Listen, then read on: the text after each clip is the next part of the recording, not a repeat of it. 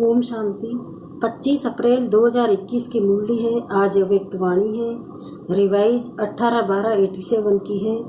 मुरली का टाइटल है कर्मातीत स्थिति की भू परिभाषा।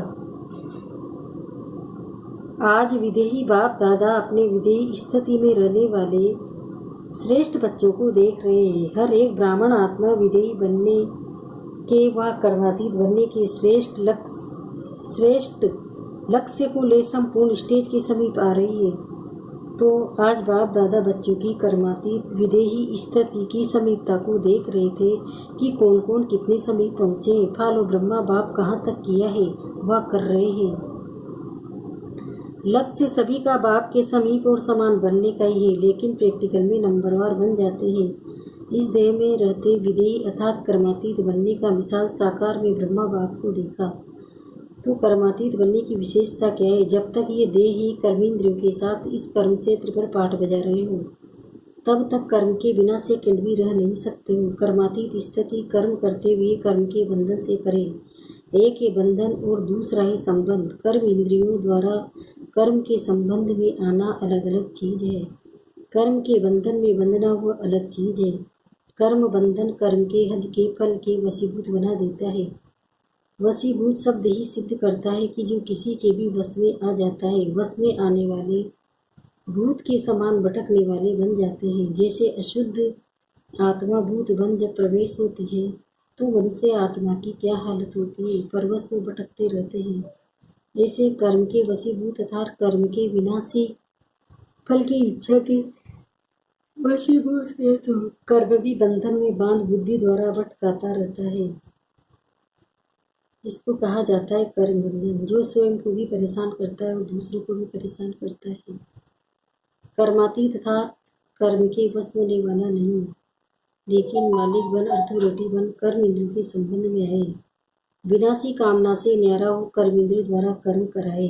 आत्मा मालिक को कर्म अपने अधीन न कर, लेकिन अधिकारी बन कर्म कराता रहे। कर्म इंद्रियां अपने आकर्षण में आकर्षित करती है, अर्थात कर्म के वशीभूत बनते हैं, अधीन होते हैं, बंधन में बनते हैं। कर्मातीत अर्थात इससे अतीत अर्थात न्यारा। आँख का काम है देखना, लेकिन देखने का कर्म कराने वाला कौन?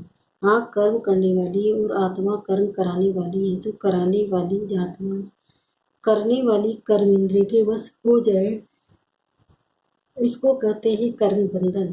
कराने वाले बन कर्म कराओ, इसको कहेंगे कर्म के संबंध में आना। कर्मातीत अर्थात संबंध में आत्मा संबंध में आती है, लेकिन बंधन में नहीं रहती। कभी कभी कहते हो ना कि बोलना नहीं चाहते थे लेकिन बोल दिया, करना नहीं चाहते थे लेकिन कर लिया। इसको कहा जाता है कर्म के बंधन में वशीभूत आत्मा। ऐसी आत्मा कर्मातीत स्थिति के नजदीक कहेंगे या दूर कहेंगे। कर्मातीत अर्थात देह के संबंध पदार्थ, चाहे लौकिक चाहे अलौकिक, चाहे संबंध से बंधन से अतीत तथा न्यारे। बल संबंध शब्द कहने में आता है देह का संबंध, देह के संबंधियों का संबंध, लेकिन देह में व संबंध में अगर अधीन है तो संबंध भी बंधन बन जाता है। संबंध शब्द न्यारा और प्यारा अनुभव कराने वाला है। आज की सर्व आत्माओं का संबंध बंधन के रूप में बदल गया है। जहाँ संबंध बंधन का रूप बन जाता है तो बंधन सदा स्वयं को किसी न किसी प्रकार से परेशान करता रहेगा। दुख की लहर अनुभव कराएगा, उदासी का अनुभव कराएगा। विनाशी प्राप्तियां होते हुए अल्पकाल के लिए वो प्राप्तियों का सुख अनुभव करेगा। सुख के साथ साथ अभी अभी प्राप्ति स्वरूप का अनुभव होगा। अभी अभी प्राप्तियां होते हुए अप्राप्त स्थिति का अनुभव होगा। भरपूर होते हुए अपने को खाली खाली अनुभव करेगा। सब कुछ होते हुए भी कुछ और चाहिए ऐसे अनुभव करता रहेगा। और जहाँ चाहिए चाहिए वहाँ कभी भी संतुष्टता नहीं रहेगी। मन भी राजी तन भी राजी रहे, दूसरे भी राजी रहे, ये सदा हो नहीं सकता। कोई न कोई बात पर स्वयं से नाराज या दूसरों से नाराज हो, न चाहते भी होता रहेगा, क्योंकि नाराज अर्थात न राज अर्थात राज को नहीं समझा। अधिकारी बन कर्म इंद्रियों से कर्म कराने का राज नहीं समझा तो नाराज ही होगा ना। कर्मातीत कभी नाराज नहीं होगा, क्योंकि वो कर्म संबंध और कर्म बंधन के राज को जानता है। कर्म करो लेकिन वशीभूत होकर नहीं, अधिकारी मालिक होकर करो। कर्मातीत अर्थात अपने पिछले कर्मों के हिसाब किताब के बंधन से नहीं, चाहे पिछले कर्मों के हिसाब किताब के फल स्वरूप तन का रोग हो। मन के संस्कार अन्य आत्माओं के संस्कार से टक्कर भी खाते हो, लेकिन कर्मातीत कर्म भोग के वश न होकर मालिक बन चित्तू पर रहेंगे। कर्म योगी बन कर्म भोग चित्तू करना, यह है कर्मातीत बनने की निशानी। योग से कर्म भोग को मुस्कुराते हुए सूली से कांटा पर वसम करना, अर्थात कर्म भोग को समाप्त करना। व्याधि का रूप न बने तो व्याधि का रूप बन जाता है। वो स्वयं सदा व्याधि का ही वर्णन करता रहेगा, मन में भी वर्णन करेगा तो मुख से भी वर्णन करेगा। दूसरी बात, व्याधि का रूप होने के कारण स्वयं भी परेशान होगा और दूसरों को भी परेशान करेगा। वह चिल्लाएगा और कर्मातीत चला लेगा। कोई को थोड़ा सा दर्द होता है तो भी चिल्लाते बहुत है, और कोई को ज़्यादा दर्द होते भी चलाते हैं। कर्मातीत स्थिति वाला देह के मालिक होने के कारण कर्म भोग होते हुए भी न्यारा बनने का अभ्यास है। बीच बीच में अशरीर स्थिति का अनुभव बीमारी से भी परे कर देता है। जैसे साइंस के साधन द्वारा बेहोश कर देते हैं तो दर्द होते भी भूल जाते हैं, दर्द फील नहीं करते हैं, क्योंकि दवाई का नशा होता है। तो कर्मातीत अवस्था वाले अशरीरी बनने के अभ्यासी होने के कारण बीच बीच में ये रूहानी इंजेक्शन लग जाता है। इस कारण से इसे काटा अनुभव होता है। और बात आलोकादर होने के कारण विशेष आज्ञाकारी बनने का प्रत्येक स्थल बाप से विशेष दिल की दुआएं प्राप्त होती है। एक अपना अशरीरी बनने का अभ्यास, दूसरा आज्ञाकारी बनने का फलस्वरूप बाप की दुआएं। वो बीमारी अर्थात कर्मभोग को सूली से कांटा बना देती है। कर्मातीत श्रेष्ठ आत्मा कर्मभोग को कर्मयोग की स्थिति में परिवर्तन कर देगी। तो ऐसा अनुभव है, वह बहुत बड़ी बात समझते हो। सहज है वह मुश्किल है। छोटी को बड़ी बात बनाना या बड़ी को छोटी बात बनाना, ये अपनी स्थिति के ऊपर है। परेशान होना व अपने अधिकारीपन की शान में रहना अपने ऊपर है। क्या हो गया, वह जो हुआ वो अच्छा हुआ, ये अपने ऊपर है। ये शिक्षा बुरे को भी अच्छे में बदल सकता है, क्योंकि हिसाब किताब चित्तू होने के कारण वह समय प्रति समय प्रैक्टिकल पेपर ड्रामा अनुसार होने के कारण कोई बातें अच्छे रूप में सामने आएगी, कई बार अच्छा रूप होते हुए भी बाहर का रूप नुकसान वाला होगा। वह जिसको आप कहते हो वह यह इस रूप से अच्छा नहीं हुआ, बातें आएंगी। अभी तक भी ऐसे रूप की बातें आती रही हैं और आती भी रहेगी, लेकिन नुकसान के पर्दे के अंदर फायदा छुपा हुआ होता है। बाहर का पर्दा नुकसान का दिखाई देता है। अगर थोड़ा सा समय देर लगत अवस्था सहनशील स्थिति से अंतर्मुखी हो देखो तो बाहर के पर्दे के अंदर जो छिपा हुआ है आपको वही दिखाई देगा। ऊपर का देखते हुए नहीं देखेंगे। बोले हंस होना, जब वह हंस कंकड़ और रतन को अलग कर सकता है तो बोले हंस अपने छिपे हुए फायदे को ले लेगा, नुकसान के बीच फायदे को ढूंढ लेगा। समझा? जल्दी घबरा जाते हैं ना, इससे क्या होता है, जो अच्छा सोचा जाता है वो भी घबराने बदल जाता है। तो घबराओ नहीं, कर्म को देख कर्म के बंधन में नहीं फंसो। क्या होगा, कैसे हो जाएगा, ऐसा तो होना नहीं चाहिए, मेरे से ही क्यों होता, मेरा ही भाग्य शायद ऐसा है, ये रस्सियां बांधते जाते हो। ये संकल्प ही रस्सियां है, इसलिए कर्म के बंधन में आ जाते हो। व्यर्थ संकल्प ही कर्म बंधन की सूक्ष्म रस्सियां हैं। कर्मातीत आत्मा कहेंगी जो होता है वो अच्छा है, मैं भी अच्छा, बाप भी अच्छा, ड्रामा भी अच्छा। ये बंधन को काटने की कैंची का काम करती है। बंधन कट गए तो कर्मातीत हो गए ना। कल्याणकारी बाप के बच्चे होने के कारण संगम युग का हर सेकंड कल्याणकारी है। हर सेकंड का आपका धंधा कल्याण करना है, सेवा ही कल्याण करना है। ब्राह्मण का ऑक्यूपेशन ही है विश्व परिवर्तक, विश्व कल्याणी।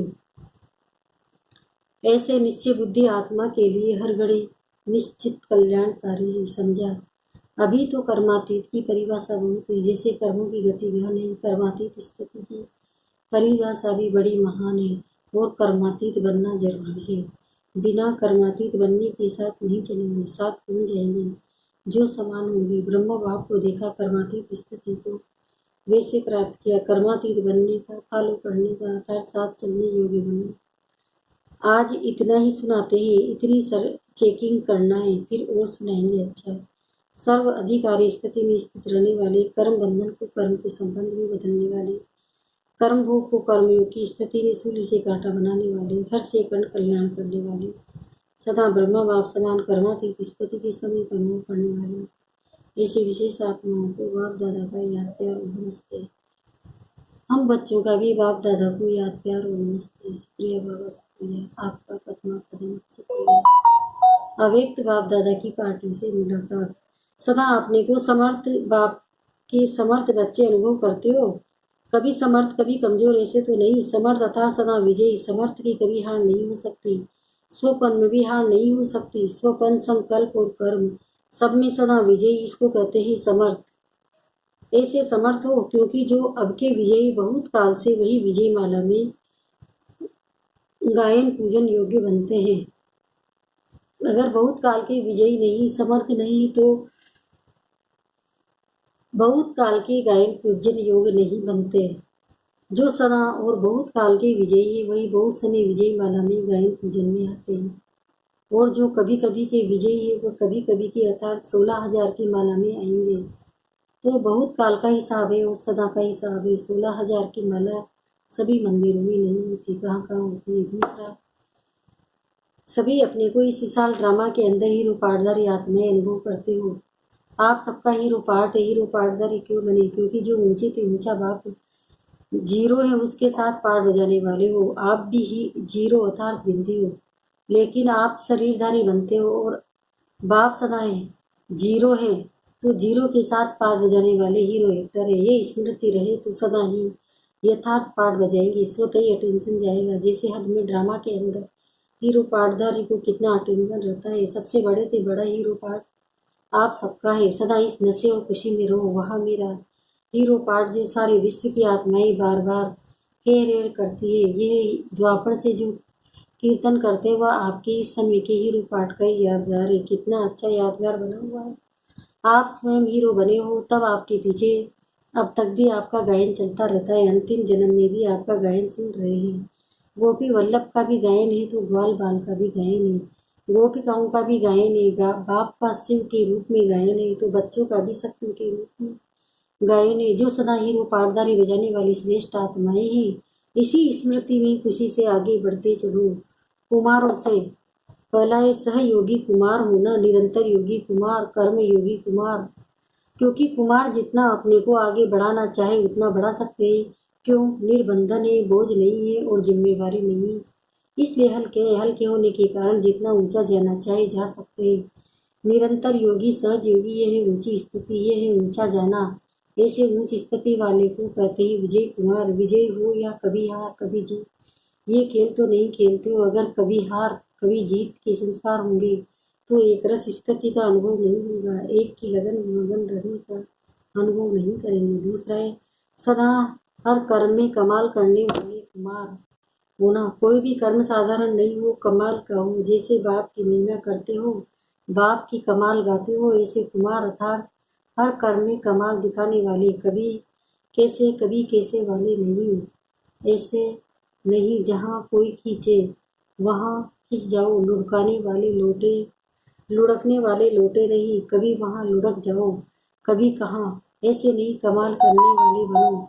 अविनाशी बनाने वाले हैं। ऐसे चैलेंज करने वाले बनो। ऐसी कमाल करके दिखाओ जो हर एक कुमार चलता फिरता फरिश्ता हो। दूर से ही फरिश्ते बन के झलक अनुभव हो। वाणी से सेवा के प्रोग्राम तो बहुत बना लिए, वो तो करेंगे ही, लेकिन आजकल प्रत्यक्ष प्रूफ चाहते हैं। प्रत्यक्ष प्रमाण सबसे श्रेष्ठ प्रमाण है। प्रत्यक्ष प्रमाण इतने हो जाए जो सहज सेवा हो जाएगी।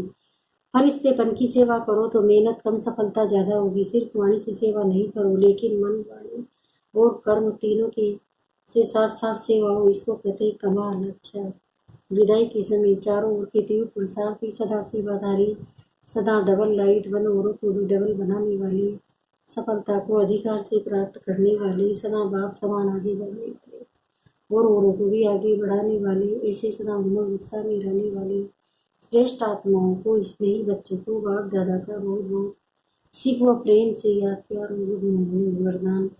कदम कदम पर सावधानी रखते हुए पद्मों की कमाई जमा करने वाले पदम पति और बाप बच्चों को बहुत ऊंची स्टेज पर रहने की सावधानी दे रहे हैं।